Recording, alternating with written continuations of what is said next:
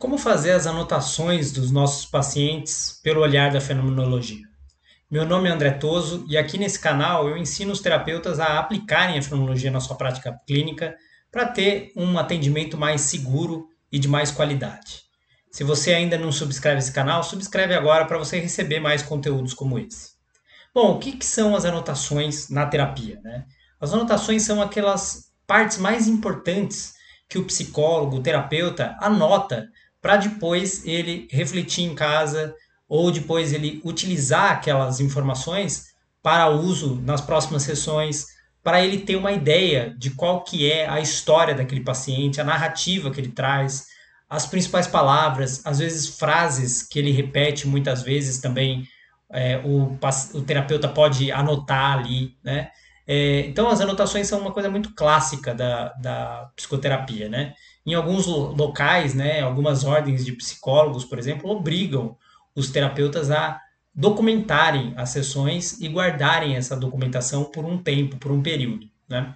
Então, é importante que um terapeuta e um psicólogo faça e tenha as suas anotações, mas existem diferentes graus que eu chamo de anotações, diferentes momentos da carreira do terapeuta em que ele deve anotar determinadas coisas, em que ele deve anotar outras coisas, e é esse o propósito do meu vídeo aqui, é te orientar, você, independente do grau que você esteja nos seus atendimentos, né, de que forma que eu faço e fiz as minhas anotações desde o início da minha carreira e de que forma que você pode fazer, ter algumas guias de orientação para você saber como fazer da melhor forma possível as suas anotações, que é uma coisa às vezes muito difícil. Os terapeutas têm dificuldade em organizar essas anotações, em guardar. Eu mesmo tive inúmeras dificuldades com esse assunto. Muitas vezes eu não conseguia encontrar a melhor modalidade para mim. Depois que a gente começou o mundo digital, né? Tentava fazer no digital, não funcionava, eu voltava para o caderninho, não funcionava, aí eu procurava outros meios, enfim. Eu vou dar algumas ideias aqui de como foi a minha jornada, né, a respeito das anotações das minhas consultas e como eu faço hoje, depois de já 15 anos de experiência clínica, 15 anos de anotações, né, fazendo anotações das minhas consultas, qual é a forma, a modalidade que eu faço hoje, né? E a modalidade que eu faço hoje não serve para todo mundo, é isso que eu quero deixar claro já desde o princípio aqui nesse vídeo. Cada um tem que encontrar o seu estilo, cada um tem que encontrar a sua forma de fazer as anotações da melhor forma possível. Então eu não vou dar aqui nenhuma receita de bolo, tá, pessoal? Eu não tenho a receita mágica que vai fazer você ter as melhores anotações e saber exatamente como você vai anotar. Eu vou dar guias de orientação para você escolher uma dessas guias e elaborar para você, para sua realidade clínica, para a quantidade de pacientes que você tem, né? Porque uma coisa é uma pessoa que tem 3, 4 pacientes. Outra coisa é uma pessoa que tem 50 pacientes, né? 60 pacientes, dependendo, né? Em alguns momentos da minha carreira, eu cheguei a ter mais de 40 pacientes por semana, né? Então, é diferente quando a gente tem 40 pacientes por semana e quando a gente tem 3 pacientes por semana, né? Bastante diferente a metodologia das anotações. Então, não tem receita pronta. Agora, existem formas de facilitar essa questão das anotações e é isso que eu vou tentar trazer aqui para vocês. Então, primeiro eu vou dividir em graduações dos terapeutas, tá? E psicólogos, tá? Existem graduações que eu acho que são importantes para esse caso das anotações. Eu acho que você nunca vai ver isso em nenhum vídeo, em nenhuma aula a respeito desse assunto. Mas eu divido a forma das anotações em quatro tipos de terapeutas, né? Os que estão no estágio, por exemplo, um psicólogo, ou na clínica social, né? Por exemplo, um psicólogo que está no estágio clínico, depois da formação, né? Se formou e começou um estágio clínico. O psicanalista que está na clínica social, né? São esses. Esse é o primeiro.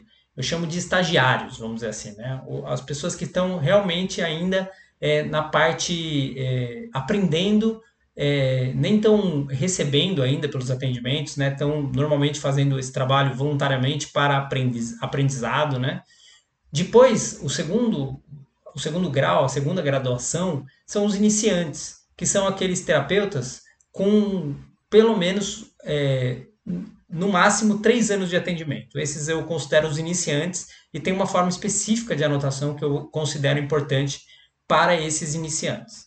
Depois a gente tem o terceiro tipo, que é os informação, ou seja, psicólogos que já têm uma certa experiência, 3 anos de experiência já tem algumas horas de voo, né? Já é possível assim ter alguma formação. E esses psicólogos têm uma outro tipo de maneira de anotação. E o quarto, né, que é o que eu já me enquadro hoje, é o que tem mais de 10 anos de experiência clínica, mais de 10 anos de experiência com atendimento. Agora, uma coisa muito importante, às vezes a pessoa atendeu 1 ano, ficou parado 5, voltou, aí atendeu mais 2 anos, não é para contar que a pessoa tem 8 anos de atendimento clínico. Não, ela tem 3. Ela trabalhou 1 ano, parou 5 e agora tem 2, por exemplo. Tem só 3 anos de atendimento clínico, né? O importante são as horas de voo, e não é o tempo que eu me formei, por exemplo, ou eu sou formado em psicologia há 10 anos, mas eu só comecei a atender faz 6 meses. Então você tem 6 meses, você ainda está no grau iniciante, tá? Então é importante você se colocar honestamente em que grau você está. Você é um estagiário, você é um iniciante, você é um psicólogo em formação ou você já é um terapeuta experiente, né? Já com bagagem, já com horas de voo. Então esses são as 4 graduações que eu gosto de elaborar para falar de como anotar, tá? E aí eu vou falar quando eu era estagiário, quando eu era iniciante, quando eu estava em formação e quando agora estou experiente, como eu fazia e faço as minhas anotações, tá? E vou dar algumas ideias para vocês de erros que eu cometi, né? Porque eu cometi muitos erros, acertos também, para vocês tirarem ideias, boas ideias, para vocês conseguirem fazer o mesmo, um trabalho melhor do que eu fiz, né? Você principalmente que está entre estagiário e informação, tem muito a ganhar aqui, se você prestar bastante atenção, porque você vai aprender com os meus erros e vai também aprender com os meus acertos. E aí você pode encontrar a sua maneira de fazer as anotações, que eu repito, é um desafio para os terapeutas, para os psicólogos, conseguir uma maneira bem organizada de fazer essas anotações, ok? Então vamos lá. Para o estagiário que está iniciando, que está, por exemplo, na clínica social, numa formação psicanalítica, por exemplo, ou que está no estágio da faculdade, né? Num estágio ou na própria faculdade, existem faculdades que têm clínica escola, né? Ou numa clínica que foi que está como estagiário para iniciar os seus atendimentos, né? Tanto faz. É, esse estagiário, ele precisa obedecer às regras da instituição em que ele está. Não tem muito segredo, né? É preciso obedecer essas regras, as regras estipuladas pelo supervisor sênior que está ali com você passando o trabalho, né? E aqui o principal ponto que eu coloco é paciência e obediência. Ou seja, você ser paciente porque você está num lugar estagiando, está tendo a oportunidade de aprender com alguém mais experiente que você, que mesmo que você não concorde com o trabalho que essa pessoa faz, que você acha que ele não faz bem, que você não concorda com a visão, com a metodologia, com a abordagem que ele tem, não interessa muito. Mas o importante é você ter paciência com isso e ser obediente às regras que aquela instituição impõe. Por quê? Porque você está servindo como estagiário, aquela empresa ou aquela instituição abriu as portas para você poder aprender. Eles estão arriscando também, porque você é uma pessoa que não tem experiência, então logo você pode cometer equívocos e erros que podem ocasionar algo para essa instituição, mas eles te acolhem, porque é do interesse financeiro deles também, claro, do interesse deles de trabalho.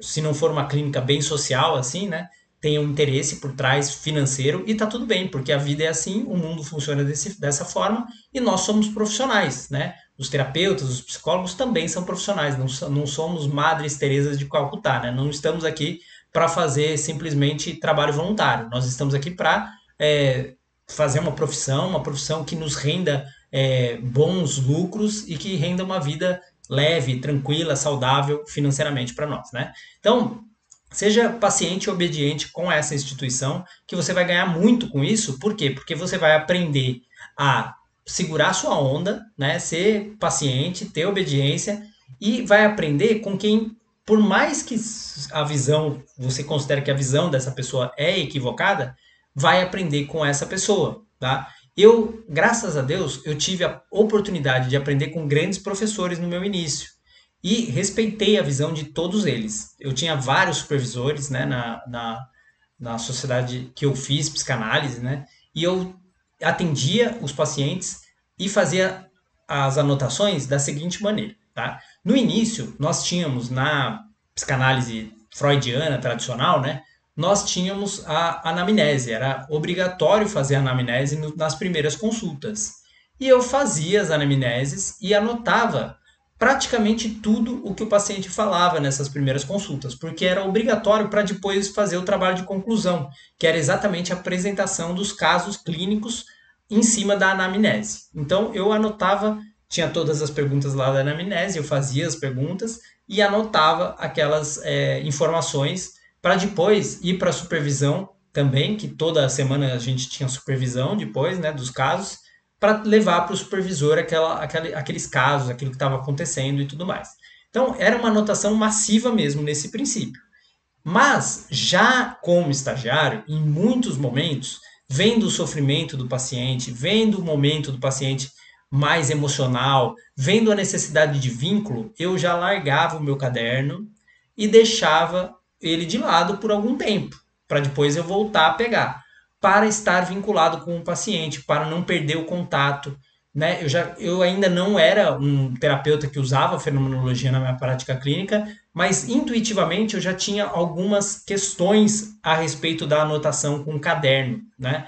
Porque assim, quando a gente anota, quando a gente está anotando com o caderno, é como se já houvesse mais uma barreira entre o paciente e o terapeuta, né? O caderno e o nosso olhar para o caderno e para a anotação nos tira da presença fenomenológica, nos tira da postura fenomenológica. Eu não sabia de nada disso na época, mas eu já percebia isso, principalmente nesses momentos em que o paciente chorava ou que o paciente se emocionava mais. Já dava para sentir que eu não podia manter aquele caderno naquele momento. Então eu tirava o caderno, ficava ali na presença fenomenológica com o paciente, mesmo sem saber o que era isso, né? Dava o respeito, o devido respeito a ele, olhando nos olhos dele, estando mais em contato, mais próximo e tirando o caderno naquele momento. Depois eu retornava e continuava anotando, né? Então era assim que eu fazia quando eu era estagiário. Apesar de anotar tudo que era possível, principalmente nas primeiras consultas, né? Eu tinha essa habilidade de percepção, né?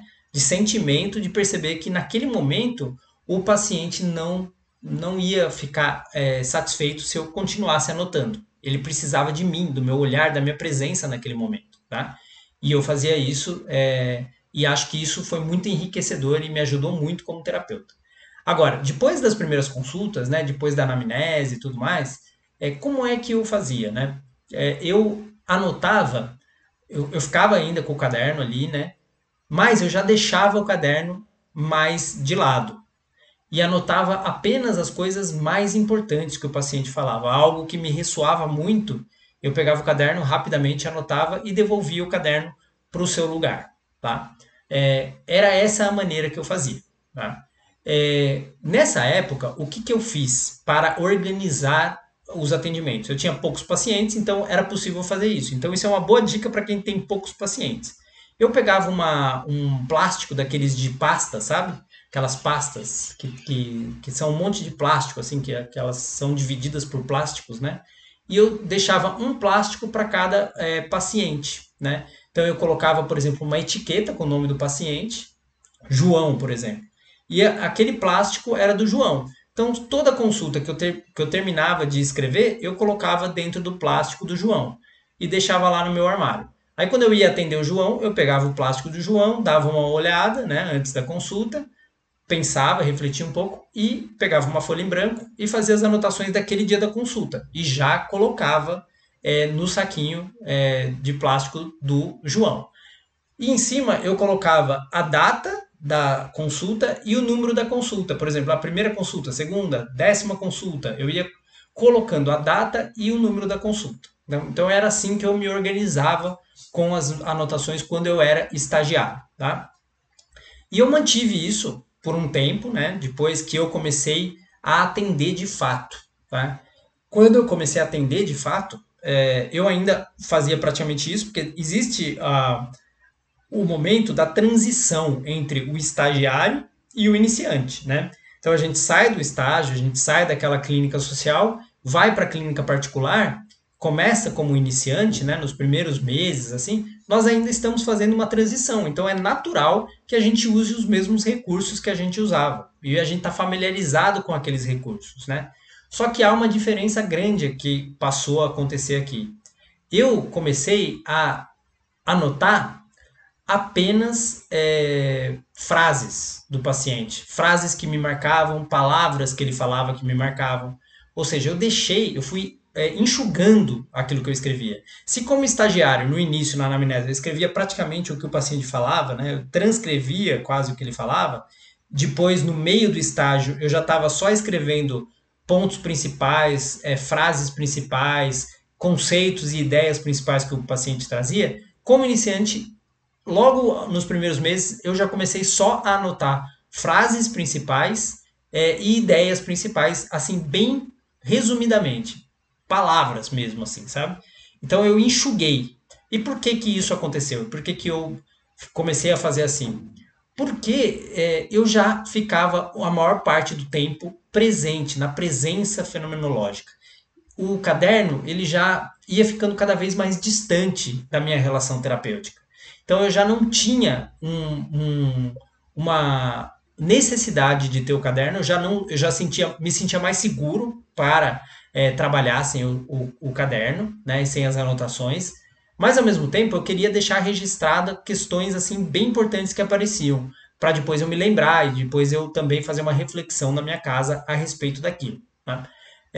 Então, como iniciante, eu tinha essa questão.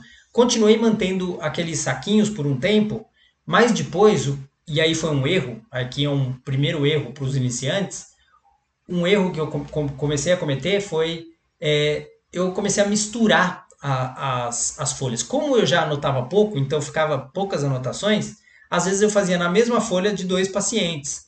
E depois, quando chegava na consulta, eu ficava perdido, eu não sabia onde eu tinha deixado as anotações de determinado paciente, porque estavam misturadas com os outros pacientes. Eu tinha que ficar procurando.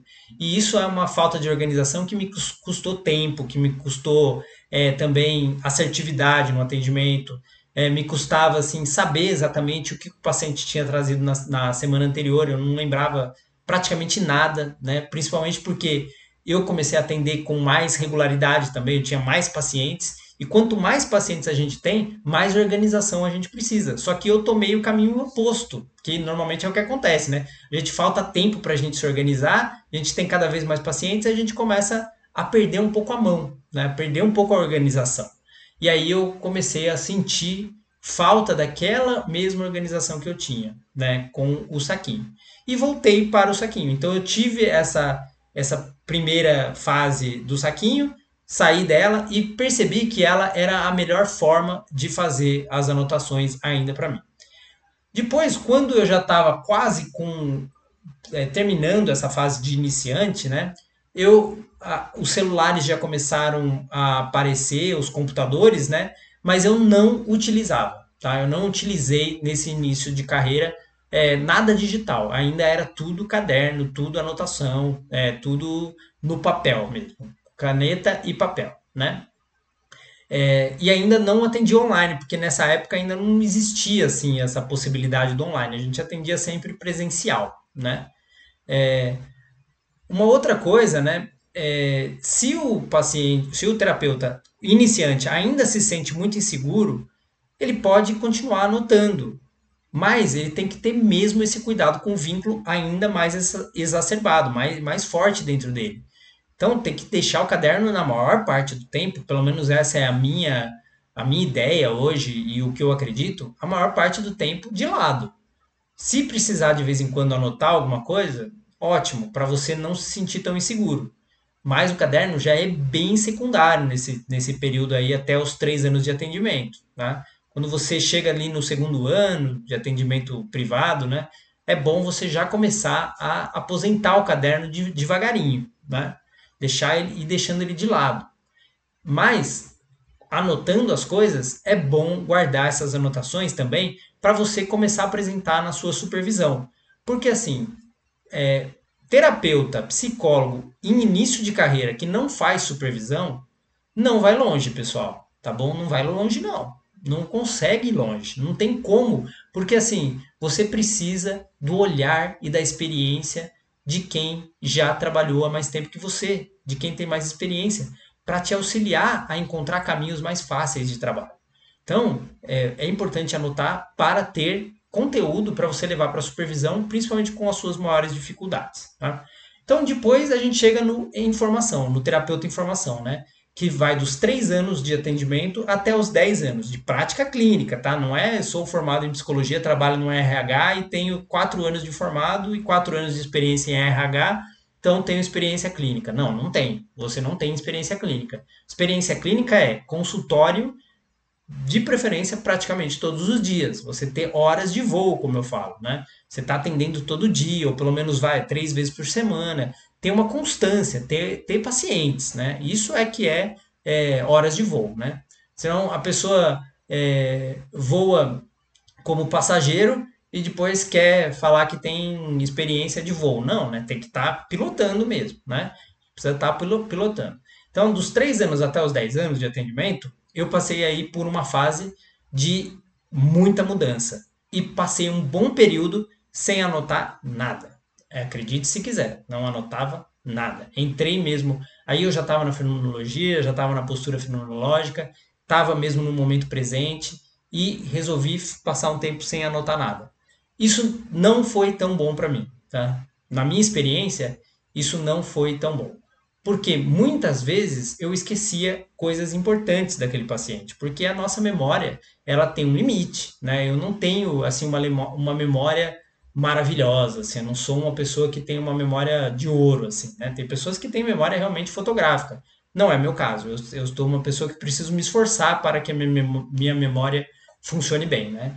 Então, eu não recomendo para quem, como eu, não tem uma memória muito boa, porque às vezes aí o paciente falava de uma coisa que ele já tinha falado, eu não conseguia conectar, eu percebia assim que me faltavam informações que eram essenciais. Se não fossem essenciais, eu tudo bem. Mas então, eu não anotava e alguns pacientes fazia muita falta, outros não. Até hoje isso acontece comigo, mas eu já vou falar disso quando eu falar na próxima etapa. Mas nessa época não foi bom para mim. Eu teria continuado anotando, mas de uma outra forma, que foi o que aconteceu em determinado momento. Né? Eu não anotava, passei um período sem anotar nada, me arrependi, né? E voltei a anotar e voltei para as minhas pastinhas. Né? Ainda estava no analógico, vamos dizer assim, papel e caneta, né? Mas qual é a diferença aqui? Eu nem sequer abri o caderno na consulta, tá? O caderno ficava em outro lugar, numa mesa, ali na minha estante. Não, eu não abria no momento da consulta em hipótese alguma, tá? Eu já fazia isso como iniciante em alguns momentos, em algumas sessões. Mas nessa parte dessa formação, né, depois dos 3 aos 10 anos de atendimento, eu já não abria nunca o caderno, tá? Já parei de abrir, não anotava nada, ficava 100% com o paciente, 100% na presença fenomenológica, na postura fenomenológica. E isso me fez ganhar muito vínculo, muita facilidade em criação de vínculo, em ligação com o paciente, né? Então eu indico que quando você se sentir mais seguro, quando você sentir que você já tem essa possibilidade, que isso não vai te assustar ou que não vai te deixar com muito medo de esquecer as coisas, que você largue o caderno, aposente o caderno no momento da consulta. Mas aqui está o pulo do gato, tá? Aqui está a grande dica, assim, para vocês. Finalizou a sessão, né? Deixa o caderno no lugar próximo, né? Ali na sala. Finalizou a sessão, o seu paciente saiu, já tem outro esperando, porque essa é a ideia, né? Para a gente ser terapeuta seguro de referência, a gente precisa ter gente esperando já na recepção, né? Querendo já entrar. E você quase meio atrasado ali, né? O que eu fazia? Pegava o caderno, e em 2 ou 3 minutos parava e refletia, fechava os olhos, respirava fundo, refletia um pouco o que era o que foi essencial nessa consulta. E esperava um pouco, fazia um silêncio, rememorava um pouco a consulta e anotava em tópicos, normalmente de 3 a 5 tópicos. Isso, isso e isso. E do lado, se eu tivesse alguma informação importante, muito relevante que o paciente tinha me falado, eu também anotava, mas também em tópicos. Então, era tudo tópicos bem rápidos e resumidos, tentando extrair a essência daquilo que era importante naquela consulta. Tá? E eu fiz isso durante muitos anos de atendimento. Tá? É um modo como eu me estabilizei nas anotações, foi esse. Tá? E aí já existia um mundo digital no final aí, num período que eu estava quase completando 10 anos, né? Já existia o mundo digital, já existiam os smartphones, né? Já existia o computador de uma forma mais acessível, mais fácil, com laptops, notebooks, né? Então eu comecei a fazer o seguinte, em uma fase. Eu fazia um arquivo para cada paciente de Word, né? Ou de bloco de notas. E depois que eu anotava no caderno, quando eu chegava no final do dia, eu passava para aquele bloco de notas e já jogava o papel fora, já tirava aquela questão física do papel, né? E fiz isso por algum tempo e funcionou para mim, tá? Eu já era mais organizado nessa época, então eu conseguia ter uma pasta para cada paciente no meu computador e nessas pastas eu colocava lá o arquivo de cada um dos pacientes. No smartphone eu também fiz uma época, mas não funcionou bem para mim não, tá? Eu tinha um bloco de notas para cada paciente, um bloquinho de notas com cada paciente. O paciente saía, eu já anotava no bloco de notas ali do celular. Mas para mim não funcionou porque eu acabava esquecendo. Eu não consegui me organizar dessa forma com o smartphone para fazer as anotações. Mas eu acredito que muita gente possa fazer dessa forma e pode ser muito benéfica. Ou seja, o paciente saiu, você faz essa transição, pensa nos tópicos e coloca diretamente no seu celular. Eu precisava colocar no caderno primeiro, mas isso sou eu, né? Cada um tem a sua forma. E fiz dessas maneiras, tá? Depois eu voltei para o papel, porque eu sou mais analógico mesmo. Eu sou da geração que nasceu no analógico e que passou pela transição para o digital. Então eu ainda sou muito analógico. Então eu gosto de caderno, de lápis, de folha, de caneta. Então, por exemplo, supervisão. Quando eu dou supervisão, sempre tem um bloco de papel aqui e uma caneta. E os meus alunos já perceberam isso, né? Eles vão falando e eu vou fazendo anotações assim de pontos específicos para depois dar a diretriz, a orientação para eles. Então eu voltei para o caderno, voltei para as páginas e voltei também para o meu saquinho. Né? Então, sempre voltando para aquilo que é mais confortável para mim, que é diferente do que é confortável para você. Né? Então você tem que encontrar aí o seu modelo principal. Né? Aí depois, com a experiência, depois de mais de 10 anos, e hoje em dia, né, como é que eu faço hoje em dia? Hoje em dia, tem o atendimento online mais forte, né? Eu tenho mais pacientes online nesse momento. Então, como é que eu atendo online? No online, é muito mais fácil de você fazer anotações do que no presencial. Porque no online você tem o caderno em um lugar que está escondido do paciente. O paciente não está vendo, então ele não fica na sua frente fisicamente. Isso já é uma vantagem, né? Então muitas vezes eu já deixo um papel do meu lado aqui, né? Quando eu estou atendendo online. E quando eu estou atendendo online e o paciente está falando e fala alguma coisa assim que eu vejo que é algo muito marcante, muito importante, às vezes eu anoto, até para usar naquela mesma sessão, tá? Mesmo para aquela sessão. Só que aqui, com a experiência, com mais de 10 anos de atendimento clínico, tem uma diferença. Cada paciente é único, cada paciente é singular. E cada modo de anotação que eu tenho hoje depende do paciente.